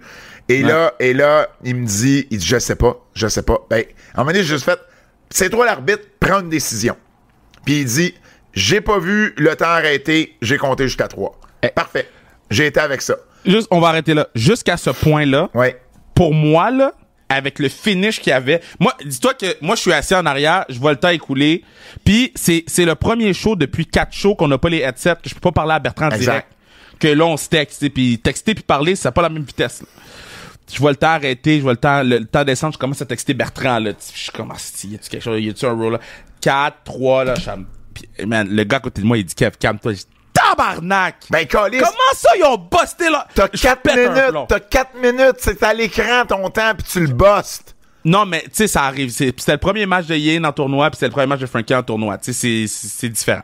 Puis, mais c'est ça, ils ont busté. Fait que là, là, je suis comme tabarnak. Là, moi, ma tête spin. Pendant que toute la commotion est dans le ring, moi, je suis comme continuer, parce qu'il faut que je texte Bertrand. Ouais. Fait que là, tu finis par annoncer. Fait que là. Ben, moi, en fait, j'annonce le gagnant, qui est Ian Harrison. La foule hue un peu parce qu'ils l'ont vu le temps arrêter eux autres aussi. Exact. Je laisse le monde débarquer du ring. Je rembarque dans le ring. Et là, il y a encore des huées. Puis là, j'entends du monde dire, le temps était fini. Puis, fait que j'ai pris le micro et je dis, écoutez, moi, je suis là pour relayer la décision de l'arbitre. L'arbitre, t'as fait ta job. L'arbitre m'a donné comme décision qu'Ian Harrison avait gagné. Puis là, je reviens m'asseoir, je regarde mon cell, et là, tu m'avais texté quelques minutes avant, les deux sont éliminés. Mais là, je fais comme, OK, mais là, il est trop tard, parce que là, moi, j'ai embarqué dans quelque chose. Puis tu sais, je sais, oui, des fois, j'ai mon cell dans les mains pour checker des trucs, mais, mais là, mon cell c'était un Hail Mary. Ouais, c'est ça. Quand j'ai texté ça, c'était vraiment genre, s'il le voit, mais ça va être avec... Moi, dans ma tête, quand ça s'est arrivé, j'attendais de voir qu'est-ce que t'allais dire pour pouvoir aller backstage puis dire à Lufisto de sortir. Puis là, moi, j'ai juste fait, hey, écoute, là, Kev est là, Bert est là. S'ils veulent renverser cette décision-là, s'ils veulent faire d'autres choses, ils le feront un peu plus tard dans le show. Moi, je peux pas faire plus que je viens de faire, là. Tu sais? Puis là, ben, c'est ce que vous avez fait. Parce que là, finalement, 2 matchs après, je pense. Un match après. Lufisto est sorti pour venir dire qu'elle avait revisionné le tape, entre guillemets, puis que le temps s'était écoulé avant le compte de 3 et que les deux étaient éliminés. Yen est sorti, petite confrontation avec Lufisto, au point que durant ça se passait, j'étais là, ben là, je veux voir Yen contre Lufisto. Mais non, mais là, ça, c'était bon, man. Parce que Lufisto s'est vraiment fâché, là. Ben, Lufisto, pis tu sais, quand on était backstage, je dis, tu sais, Yen, va dans sa face, là. Ouais. Genre, t'es fucking long, là. Fucking tower, pis je veux que ta tête, tu sais, comme, va dans sa face. Ouais. Pis, je dis pas que ça va arriver, mais ça serait quand même assez malade, Ouais, là. ouais. Alors, voilà, mais tu sais, c'est ça, tu sais... moi, j'ai pas de problème à improviser quand j'annonce. Je l'ai fait avec Junior, parfait. Je l'ai fait avec ça. Je suis jamais pris de court, mais j'avoue que sur le coup, c'est une des fois où j'ai comme fait shit, qu'est-ce qu'on fait? Puis là, à un moment donné, les idées se sont placées. Puis si l'arbitre avait juste gelé, j'aurais inventé, tu sais, j'ai arrêté avec le même finish. Yen a gagné. Tu sais, j'aurais pris le dessus. Il a fini par dégeler, mais j'avoue, sur le coup, c'est une des fois où j'ai comme fait... Tabarnak. C'était parfait, dans le sens que c'était... Ça avait l'air vrai. Ça avait l'air vrai, c'est ça le but. C'était vrai. Puis tout le monde a compris qu'il y avait un fuck-up. Ouais. Mais fallait le vendre. À partir de là, faut que tu le vendes. Exact. Fait que Brandon décide que c'est soit Yen, que toi, tu dis que c'est de la faute à Brandon que ça arrive, que Lufisto sort, puis que Yen soit en crise. Man... Quelqu'un pourrait quasiment penser qu'il y avait un story. Que c'était scripté. C'est ça, exact. L'œil aguerri va voir à travers ça, mais le non-fan ou le fan casual, lui, va se dire « Ah, ben, coudonc, c'était peut-être arrangé. » Finalement, toutes les cases rentrent là-dedans, tu sais. Ouais, puis juste vous dire, les T-shirts vont être prêts pour le 27 septembre. Bon. Pour toujours. Pour toujours. Les T-shirts pour toujours vont être prêts. Pour toujours vont être prêts. Donc, il y a plein de gens qui me textaient pour toujours. Pour toujours, ouais, c'est ça, c'est la ligne que t'as dit. Ouais. J'ai rendu mon catchphrase. Bref, deux événements sans restriction chrono. Le prochain, c'est le 27 septembre. On va en parler davantage la semaine prochaine. Je veux revenir rapidement sur la NSPW qui avait lieu entre les deux, qui avait lieu vendredi, où justement Indy Hartwell affrontait Chris Tara pour le titre Junior Heavyweight. Chris Tara a conservé son titre. Il y a également... Chris Tara est bonne, hein? Ouais, ben oui. Non, mais dans le sens que, au Québec, je pense pas qu'il y a une fille meilleure que Chris Tara en ce moment. En fait, c'est drôle parce que j'ai fait beaucoup de rôles avec Michael Bisson et Bertrand Hébert en fin de semaine, et on a eu des discussions sur les prix de l'année, sur les meilleurs lutteurs, meilleures lutteuses. Puis, cette année, je pense que Casey Diamond et Lou ont un petit edge sur Chris Tara à date. Parce que Chris Tara, ce qui a fait ce qui a penché la balance beaucoup l'année passée, c'est aussi qu'elle a remporté le titre de la IWS et le titre féminin de la IWS. Là, cette année, la IWS a été beaucoup moins présente. D'ailleurs, ils ont annoncé une nouvelle salle. Ils reviennent le début octobre. Je vous en reparlerai plus en détail dans les prochaines semaines, mais c'est une salle sur le plateau. Ils ont-tu dit c'était où la fameuse salle? C'est où? C'est sur Iberville. C'est pas très loin des nouveaux locaux de TVA. Sur Iberville, un petit peu au nord de Mont-Royal. Donc, c'est un genre de... Quelqu'un m'a décrit ça comme un genre de donjon. Il y a bien des murs, il y a des de l'art de rue sur les murs. Le ring est un peu plus bas parce que c'est un plafond bas, mais ils ont un ring plus bas à la place, puis ça va devenir leur salle à eux. Fait qu'ils vont faire le dojo là, ils vont faire le gym qui est là, l'entraînement, tous les cours vont avoir lieu. Fait que dans le fond, ils pourraient même louer leur salle à un promoteur qui veut faire un show à Montréal. Parce que tout l'équipement est déjà là, ils n'ont pas besoin de le défaire, de le remonter. C'est un plug and play, là. C'est un performance center. Genre. Cool. Fait que il recommence le vendredi 3 octobre. Je vous en reparlerai de ce show-là.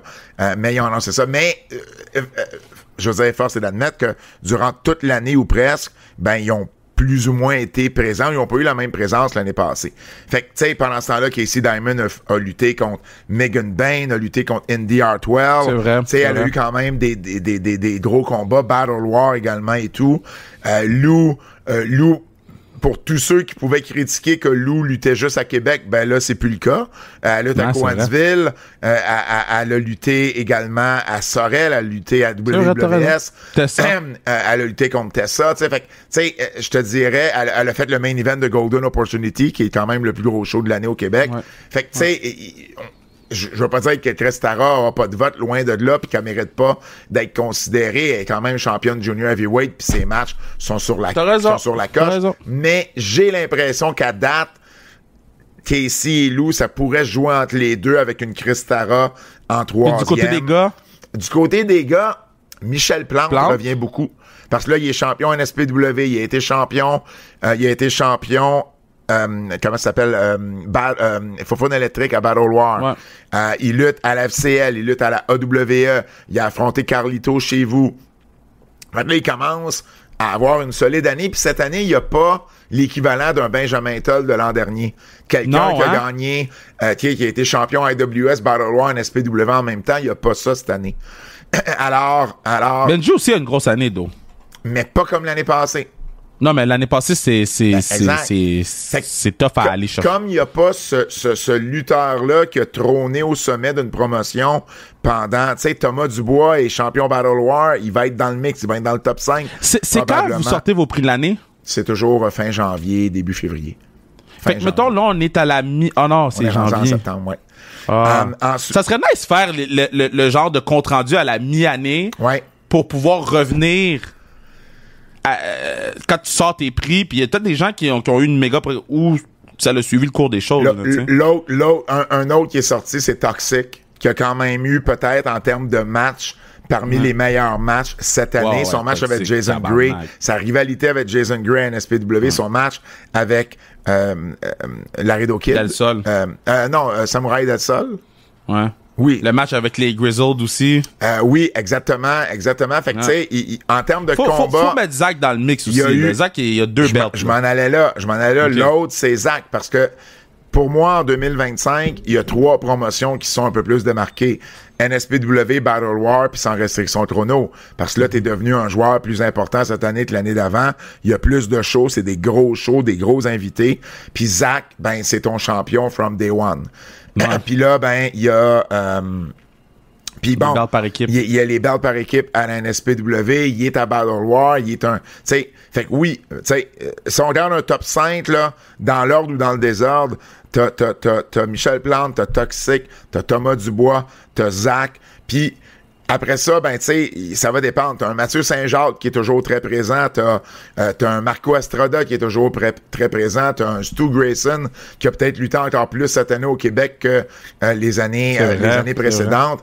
Fait que, tu sais, ça peut se jouer à travers ça. Mais les 3 champions de ces promotions-là, en ce moment, c'est Michel, c'est Zach, puis c'est Tom. Fait que c'est sûr, ça va jouer en considération. Je comprends. Ça va jouer en considération. Puis, ben, Cristara, ça va dépendre aussi beaucoup, pour revenir à la division féminine, de la fin de l'année. Tu sais, si IWS fait un show en octobre, un show en novembre, un show en décembre, puis qu'elle a des gros main events, puis tout, ben, ça va la ramener, veut pas, rapidement dans le mix.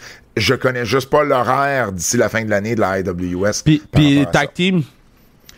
Tag team, ben c'est sûr, Zach et Marco vont être considérés. Zach et Marco, là. Il y a TDT qui va être considéré. C'est vrai. Il y a Yann et Dylan Donovan à Battle War. Ils sont encore très en équipe. Fait que, tu sais, il y a ces équipes-là qui vont être considérées. Puis c'est qui ton rookie? Ça, c'est, je sais pas encore. Parce que faut que je regarde quand ils ont commencé, puis je les sais jamais par cœur. Je fais toujours un sondage dans les groupes Facebook, puis après ça, j'établis la liste. Mais j'ai pas, par cœur, je pourrais pas te dire qui, I like that. qui est là. Faut que je regarde. Il y a du monde qui était sur la liste l'an passé, mais qui ont commencé l'année passée, qui vont être encore éligibles cette année. Fait qu'il y a peut-être quelqu'un à travers ça qui va être disponible. Pour revenir à la NSPW, Stu Grayson a remporté la victoire sur Mitch, Lou et Travis Toxic dans le match là qui est peut-être un peu plus ressorti là à ce niveau-là. Michel Plante a conservé son titre face à Benjamin Toll en finale, mais Alex Silva est arrivé à la toute fin et a attaqué Michel Plante, donc il va avoir des implications à ce niveau-là. Puis Jason Gray, lui, a attaqué Toxic. D'ailleurs, ça, c'est une des bonnes rivalités, là, Toxic et Jason Gray. Au niveau là, des rivalités de l'année, là, ça, c'en est une bonne dans les rivalités, celle entre Jason Gray puis Toxic. Et puis voilà. Donc, ça, c'est pour la NSPW. Prochain show, 17e anniversaire, le 11 octobre. Je veux vous rappeler que c'est également... je vais faire un petit retour, en fait, sur la WWS. Qui était à Sorel, la promotion de lutte féminine de Lufisto. 77 personnes, donc... Vous allez dire, c'est peut-être pas beaucoup, mais c'est une dizaine de plus la dernière fois. Puis la dernière fois, c'était 5-6 de plus la première fois. Fait que, tu sais, je l'ai déjà dit, j'aime autant mieux qu'on commence bas puis qu'on augmente un peu à chaque fois, qu'on commence à 200 puis que le show d'après, on en ait 100. Fait que, tu sais, c'est un peu ma façon de penser là-dessus. Mais le match du show, ça a été Lou O'Farrell contre Vanessa Craven, mais j'ai bien aimé également la Parfaite Caroline contre Chris Tara, justement. Je pense que c'est la première fois qu'ils s'affrontaient en simple. Il y a également eu, faut pas oublier Slamfest, c'est ça samedi, du côté du Ruby Foos. Félicitations aux gagnants du concours, Guillaume Vézo et Stéphane Monette, qui se sont tous les deux mérités là une paire de billets pour assister à l'événement, dont Slamfest. C'est au Ruby Foos, 76-55 des Caries. Donc, dès 9h30, les détenteurs de billets de luxe, 10h pour l'admission générale, c'est de 10 à 16. L'événement se termine à 16h. Parmi les invités, je vous rappelle, Papa Shango, Godfather va être là, Barry Windham va être là, Richard Charland, Paul Roma, Doink et Dink. Les frères Godwin, ils seront aussi. Et au niveau local, il y a Carl Leduc, Marco Estrada, Lufisto, Marc Blondin et Michel Letourneur, ce duo de commentateurs qu'on a eu à RDS pour la WCW pendant longtemps. J'ai mentionné Richard Charland. Bertrand et moi, on va être là comme vendeurs avec nos livres sur l'histoire de la lutte. Les Raconte-moi Kevin Owens également et toute notre panoplie là, de livres sur la lutte. Puis moi, un petit peu aussi sur le hockey. Donc, manquez pas ça. Slamfest, ce samedi, le 20 septembre, au Ruby Foos, sur le boulevard des Caries. Il y a un métro juste à côté, là. Juste à côté, c'est en face de l'Orange Julep, là, sur des Caries. Dimanche soir, Simmania 11 au Centre culturel Val-Espoir à Mirabel. Donc, Simmania de Marc Blondin, bien évidemment. Yane Harrison va tenter de devenir champion face au champion actuel Max Lemire. Jeremy Prophet va affronter Eddie Edwards. Eddie Edwards de TNA, bien sûr, enseignement de Ring of Honor.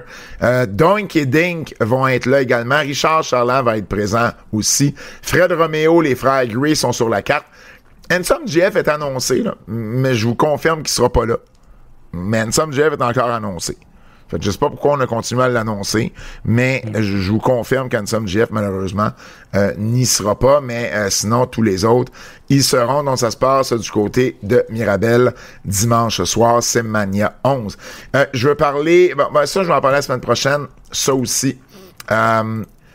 Puis ça aussi. Le podcast est un petit peu long. Je me garde 3 sujets là, pour la semaine prochaine dans la section lutte québécoise. Kev, je sais que le podcast est un peu long, mais je veux quand même souligner quelques coups de cœur, si tu me permets. Alors, coup de cœur. On a quand même eu des bons matchs de lutte, puis je veux qu'on parle rapidement de Homecoming, parce que je pense que ça a été le fun, en tout cas, à commenter. Oh, c'était tellement le fun. Le fan de NXT en moi, là, il était fucking servi. Ouais, hein? Oh, man. Ouais, j'ai bien aimé, moi aussi. J'ai aimé, tu sais, l'intro, c'était la vieille intro, mais avec les lutteurs courants. On a ramené les vieilles musiques, tu sais, Gargano, Ciampa, c'était leur vieille musique. Dude, quand j'ai entendu Ouh, j'étais content. Rebel Heart, j'étais content. J'étais comme cette tune-là est où? Pourquoi ils l'ont changé? Ben, je lisais un commentaire de quelqu'un qui disait, man, ça nous fait réaliser à quel point leur nouvelle tune n'est pas si bonne que ça. Tabarouette. Il y a aussi Finn Balor qui est revenu avec son ancien thème. Finn Balor et DIY qui était full babyface, là. Ben oui, c'est NXT. Ouais, exact. Fait qu'on a eu la présence, par exemple, de Sami Zayn, Shayna Baszler, qui est quand même un peu plus surprenant, Finn Balor, Damien Priest, Bobby Roode. Bobby Roode, c'est peut-être la seule affaire que j'ai trouvé un peu plus whack. Parce que c'était backstage mélangé avec Joe Hendry. J'aurais aimé ça qu'il fasse la vraie entrée de Glorious. Je pense que ça aurait mieux réagi que d'entendre sa tune dans un segment backstage. Moi, je pense que c'était plus une question de temps. Ça se peut ça pour aussi. Pour rentrer tout le monde. Ça se peut ça aussi. Montez. Tous les old-timers ont donné du rub au roster présent, en fait. Oui. T'sais. Oui, exact. Sammy avec Jovan Evans, Damien Priest avec qui Damien Priest? Il a donné du rub à quelqu'un, lui aussi, là, j'oublie qui. Caroline. En tout cas, t'as raison, ils ont tous donné du rub à d'autres. USA Guy, là. Tavian Heights. Montez Ford était là, Bianca Belair était dans la foule. On voit d'ailleurs que son doigt est encore dans un écharpe. Triple H, Shawn Michaels et William Regal ont ouvert le show. William Regal, juste pour dire War Games. Ce qui était très, très, très, très drôle. Fait que, tu sais, Homecoming, ça a été le fun. Sami Zayn et Rey Fenix. Si vous avez un match à la WWE à voir de la dernière semaine, c'est ce match-là à SmackDown. Christy de bon match. Sami Zayn et Rey Fenix. Là, il faut arrêter de faire des baisers du diable, là, parce que moi, je vais faire une crise cardiaque. Ouais, le Devil's Kiss de Stéphanie Vaquer, là. À 2. Ouais. Avec Rhea Ripley. Je regardais du coin de l'œil Booker T, puis Vic Joseph, il faisait de l'air avec un papier parce que Booker T allait tomber de sa... Puis là, Rhea Ripley, elle arrêtait pas de pointer Booker T. J'ai dit, ils vont tuer Book, ils vont le tuer. Et la dernière chose dans mes coups de cœur, Brock Lesnar qui fait un F5 vendredi à SmackDown et qui pète ses jeans. Ses jeans ont fendu. Moi, c'est direct. Ça m'a vraiment fait rire. Le meilleur coup de cœur pour moi, c'est le fan qui a écrit que les shorts de John Cena sont plus solides que les jeans de Brock Lesnar. Là, ça, c'était quand même un pop. Là. Puis John Cena qui revient chez eux, ça, c'est un gros coup de cœur. Ouais. C'est ça. Ouais, mais bref, t'avais-tu des shit, des fois t'en prends en note, t'avais-tu des écouteurs des EW? Je vais pas te prendre... Kev, t'es-tu toujours là? Ah, je suis là, tu m'as posé une question. Ben non, ok, mais ça se peut de la réponse. Non, mais attends, mettons, là, y a-tu une affaire dans le show de AEW? Okay? Mais il y a eu un bon match, là. Josh Alexander avec Adam Page. Mais je m'en fous des bons matchs! T'as des bons matchs! Il y a des bons matchs tout le temps partout! OK? Arrêtez! J'ai écouté le show! J'ai dit qu'est-ce que je regarde! Vas-y, parle du bon match. Ben non, mais c'est tout. C'est ça. Tony Storm avec Sky Blue aussi que j'ai bien aimé à Dynamite. T'as aimé le match? Ouais. Moi, j'ai trouvé que c'était forcé, ce match-là. On va mettre des trappes à souris, puis on va faire ci, puis on va faire... Qu'est-ce qu'on fait, là? Puis là, Ricochet qui dit « Hey, AEW, c'est un produit familial. Get the fuck out of here! » C'est familial, des trappes à souris. J'en avais au chalet quand j'étais petit pour attraper des souris. Hey, man, le match Page contre Fletcher, c'est vrai qu'il était bon. Page contre Alexander. Page contre Alexander, c'est vrai que c'était bon. C'est juste que, OK, so, dis-moi, le match, c'est bon. Vous n'êtes pas obligé de faire un bon match, puis un long match, puis un long segment promo avec la même personne. Il est pas obligé de se battre cette journée-là. Tu peux faire un long segment promo, puis c'est son apparition de la journée. Là, qu'est-ce qu'ils ont fait? Ils nous ont donné un super bon match, un long match, puis après ça, il y a la promo, mais je trouve que c'est anticlimactique, là. Back to back. Puis Shelton Benjamin puis Ricochet, c'est vrai que ça aussi c'était bon. Ça je vais leur donner là. Ça aussi c'était bon. Mais après ça. Après ça quoi? Mais il y a quelque chose. Le show dure 2 heures là. Y a quelque chose? C'est ça. Moi c'est ça que j'avais noté là. Ok. Puis l'autre affaire là, l'affaire de on a un match, puis on vous donne 500 000 $, là. Mais je comprends pas. Pourquoi? Qu'est-ce que tu comprends pas? Tu gagnes le match sur 500 000? C'est pas compliqué. Mais c'est peut-être parce que ça se fait pas partout que Ben, moi, je m'excuse, mais quand c'est Tony Khan qui est là, puis son père, je crois que le 500 000 est legit. Moi, mais on sait qu'il le donne pas. Non, mais... Dans l'histoire, il le donne. Si tu me dis la NSPW fait un match où le gagnant gagne 500 000, je le crois pas. Mais AEW avec les Cannes, j'y crois. On sait qu'il le donne pas, mais... OK, je comprends. Je suis capable de vivre avec. C'est plus crédible. T'as raison. Puis, Emi Sakura, là. Oui. C'est la porteuse de valise de Mercedes Moné? Tough. Pourquoi elle portait les belts de Moné? Parce qu'elle en a trop, stick. Ben, elle en a trop. Fait que la madame du Japon qu'on voit une fois aux 12 mois, elle vient porter les belts? Je sais pas. Ça, j'ai pas de réponse pour ça. Ça, j'ai pas de réponse pour ça. Prédiction. 2 gros pay-per-view en fin de semaine. Alors, vous allez avoir du contenu d'ailleurs sur notre Keybook. Commençons avec All Out. Samedi le 20 en après-midi, All Out. En direct de Toronto. Hangman Page qui défend son titre de champion du monde des AEW contre Kyle Fletcher. Qui gagne ça? Hangman Page. Ça serait... T'as raison, faut que ça soit Page. Mais en même temps, j'aurais tellement le goût qu'on mette la fusée derrière Fletcher. Là. Puis qu'il soit double champ. Faire quoi? Il y a déjà TNT champ. Là. Adam Copeland et Christian Cage vont affronter FTR. Ben là, au Canada, ça devrait être Copeland et Cage qui vont gagner. Là. Ouais, puis il n'y a pas de belt en jeu. Non, exact. Mercedes Moné défend son titre contre Rio. Ben, si tu gardes pas ça sur Mercedes Moné, je sais pas ce que tu fais, là. Ils ont toujours pas fait de vidéo package sur Rio, hein. Elle a juste apparu encore, là. Ouais. Là, ça fait 2 semaines qu'elle est là. Elle est juste là. OK. Okada, le champion unifié, va affronter Takeshita et quelqu'un d'autre. Depuis quand Emi Sakura est heel, là? Elle a pas toujours été heel? Ah ouais? Me semble. Ben si on s'en rappelle pas, c'est pas bon signe. Mais elle m'a toujours laissé un peu indifférente, Emi Sakura, pour vrai. Okada, Takeshita et une troisième... Ça, pour vrai, ça a le potentiel d'être un gros match, là. Peu importe qui est dans ce match-là, mais Takeshita, Okada et un troisième. Dur à prédire parce qu'on n'a pas le troisième. Brody King et Bandido vont défendre, encore une fois, contre 3 équipes à déterminer dans un match d'échelle. Le Earth Sunday... Mais Pat, le show, c'est quand? C'est samedi. Fait qu'on a 2 matchs qu'on sait pas. Il y a des choses qui vont être annoncées à soir, j'imagine. Mais non, mais sont en compétition avec WrestlePalooza! Ben ouais. Ils ont toute la petite carte l'autre bord! Ouais. T'as changé l'heure de ton show! Je sais. Pis ça fait 2 matchs qu'on sait pas c'est qui! Ouais.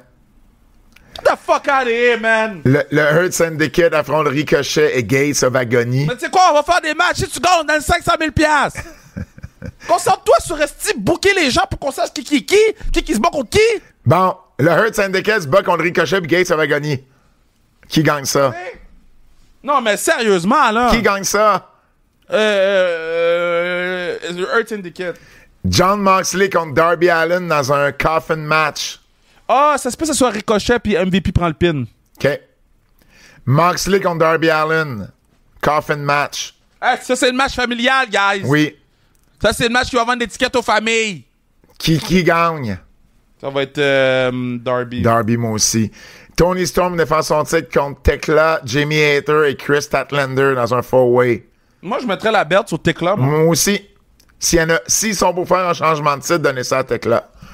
MJF contre Mark Briscoe dans un Tables and Tax match. Donc, des punaises et des tables. Des punaises et des tables. Pat, c'est sûr que tu me niaises que c'est pas ça le match pour de vrai. Tables and Tax. On dirait Kibble and Bits. Yo, en ce moment-là, j'ai une montée de lait qui est dans mon corps. Mais non, tu peux pas parce que tu viens de me dire que le podcast était long. Fait que MJF ou Mark Briscoe, qui gagne ça? Ça va être MJF, là. MJF Je pense que ça Le va match, faire... c'est Table and Tax. Je pense qu'on va faire un film MJF, fait que je suis pas sûr que Briscoe Ils vont faire un film. Ben, tu sais quoi, il va arriver troué pour son film. Eddie Kingston... Table and Tax. Table and Tax. Ben, j'aime la sonorité. On dirait, hey, on se prend-tu des céréales, là, des Table and Tax? Il me semble qu'il y a une sonorité à ça que j'aime. Table and Tax. Ça se dit bien. Un match de rêve! Ben, là, ils ont un ladder match. Ils ont un coffin match. Ils ont-tu un ladder match? Ils ont pas de ladder match. Oui, le match qu'on sait pas qui est dedans, là. Ah oui, le match par équipe, t'as raison. Ils ont un ladder match. Un coffin match. Fait qu'on s'entend, le ladder match, ça risque d'être assez, tu sais, plein d'objets. Ouais. Coffin match, ça risque d'être extrêmement violent avec puis un tack match. Un Tables and Tax. Tables and tax. Fait que j'espère qu'on verra pas de table dans le coffin match ou des tax dans le coffin match. J'espère qu'on verra pas de table dans le... Parce que là, il y a un match, c'est juste table. J'espère qu'on verra pas de cercueil dans le Table and Tax. J'espère qu'on verra pas d'échelle. Tu sais? Eddie Kingston qui fait son retour contre Big Bill. Tu fais gagner. C'est cool, ça. Eddie Kingston. Oui, ça va être Eddie Kingston. WrestlePalooza, toujours samedi soir. Bon, on s'est trompé à quelque part, Kev. On a dit, nous, que c'était pour être sur ESPN. C'est ce que j'avais compris. C'est pas sur ESPN. Mais je pense que tout le monde avait compris ça. Ouais, mais ça se peut. C'est sur la nouvelle plateforme numérique d'ESPN. Par contre, ESPN en fait beaucoup de coverage. Puis ça a commencé dimanche passé, là. Dimanche passé. Le broadcast NFL, là. C'était juste de ça. Sunday Night Baseball, dimanche soir, le gros match Boston-Yankees au Fenway Park. Puis ils ont envoyé Jey Uso faire le lancer protocolaire. Et ben le ceremonial, le premier lancé. Puis ils en ont parlé, là, c'était à ESPN, là. Mais non, mais tu comprends pas. Je te dis, j'écoutais le foot, puis à un moment donné, ils font la grosse pub, puis là, les alentours sont comme, hey, Brock Lesnar, il est gros, hein? Non, mais c'est les conversations de gens qui écoutent pas la lutte, là. C'est exactement ce que ESPN veut. Je capotais. Puis là, t'as vu Tyrese Haliburton qui va faire le coverage à ESPN de la WWE pour WrestlePalooza. 1 heure de temps vendredi avec Peter Rosenberg. Il y a Brad Gilmore qui va être Booker T sur ESPN Radio.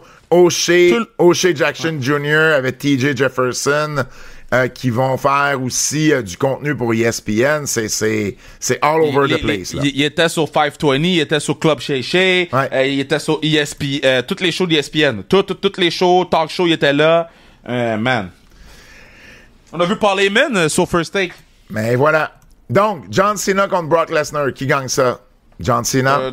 Tu peux mettre ça sous John pour avoir son 100e. Là. Ouais, ça serait sa 100e victoire en PLA, exactement. Cody Rhodes défend son titre contre Drew McIntyre. Cody gagne ça.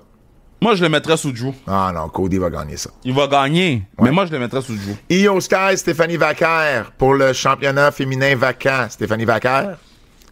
Ouais, c'est Stéphanie. Pour laisser Io Sky en rivalité avec Asuka. Là.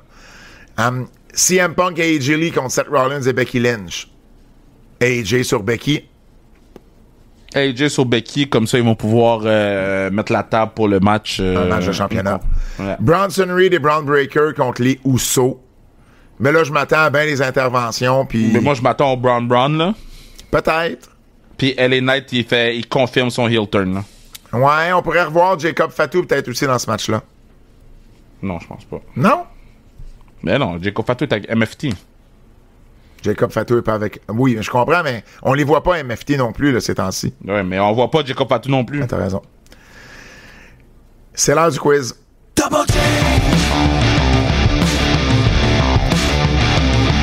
Double J!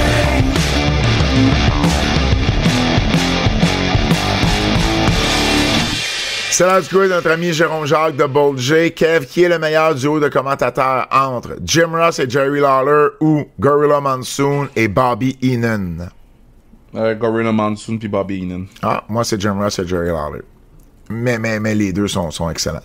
Votre version préférée de CM Punk, Babyface ou Heel? Heel. Moi, je l'aime mieux Heel. Quelle ville aura WrestleMania en premier, Paris ou Londres? Londres. Londres, parce que le maire a l'air vraiment investi. Ouais. Et alors, je serais pas surpris qu'ils veulent mettre l'argent nécessaire. Mais Paris va avoir un gros show éventuellement, là, mais peut-être pas WrestleMania. Ça ou ça? Ça ou ça? Yeah. C'est ça qui est ça, ou ben danser ça. Ça ou pas de choisi ça. Ça ou ça, de notre ami Sébastien Théberge. T'es prêt, Kev? Becky Lynch te teint les cheveux en orange chaque début de mois. Ou chaque jour, Gunther t'appelle à une heure random et tu dois essayer de lui expliquer comment marche Internet. Un genre de 10-15 minutes, là. Ben, je prends Gunther, c'est drôle ça. Il t'appelle chaque jour. C'est le jour la marmotte, là. À chaque jour, faut que tu lui répètes comment marche Internet. Lui, il s'en souvient pas. Ouf. Sinon, je vais prendre les cheveux orange. Ah, et voilà. Mais moi, je vais prendre Gunther parce que moi, je me mettrai jamais les cheveux orange. Mais toi, t'as déjà eu les cheveux jaunes. Fait que, tu sais, t'es à une couleur après. Chaque jour, Rhea Ripley t'attend dans un parc pour midi afin de s'amuser à intimider des mouettes avec elle.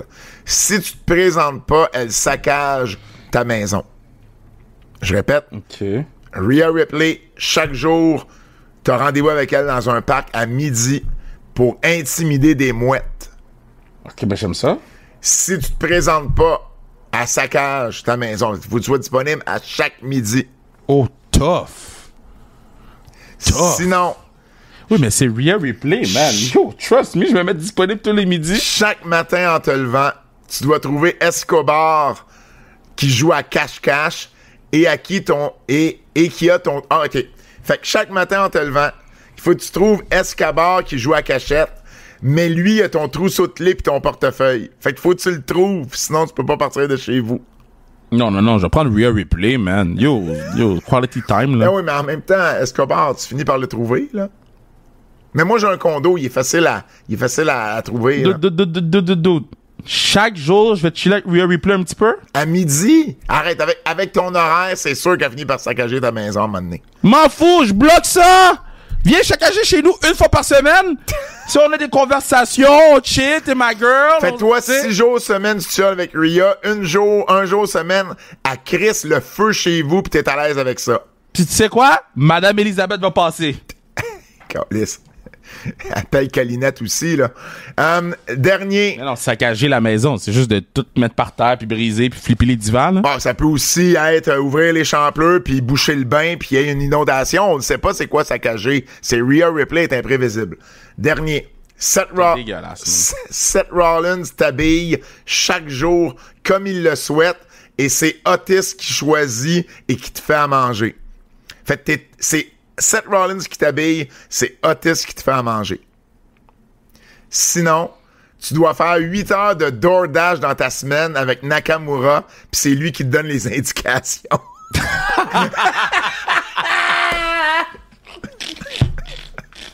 8 heures dans ma semaine. 8 heures de DoorDash dans ta semaine. C'est pas beaucoup, là. C'est 1 heure par jour. Moi, je prends Nakamura. Moi, je le ferais tout en une journée. Oui, je comprends, là. Quand même, tu l'as avec Nakamura pendant une journée, c'est quand même nice, là. À livrer de la bouffe. À la limite, tu mets le GPS, là. À la limite, il te pointe où tourner, là. Mais non, mais c'est lui qui te donne les indications. C'est comme lui, ton GPS. Ben, il parle en anglais, là. Ben oui, il parle en anglais. Oh. Ben juste oui. qu'il fume beaucoup, Nakamura, fait que je sais pas si c'est vrai qu'il fume dans mon char. Tough. Hey, c'est déjà tout pour les antipodes de la lutte de cette semaine. Peut-être un petit peu plus long, mais on avait bien des choses à vous dire. Merci d'avoir été à l'écoute. N'oubliez pas de vous abonner sur notre Patreon. Venez nous voir, Bertrand et moi, au Slamfest, au Ruby Foods, ce samedi. Sinon, on se dit à la semaine prochaine. Au nom de Fred Poirier, Kevin Raphaël, mon nom est Pat Laprade et on se dit à la semaine prochaine. C'est un rendez-vous.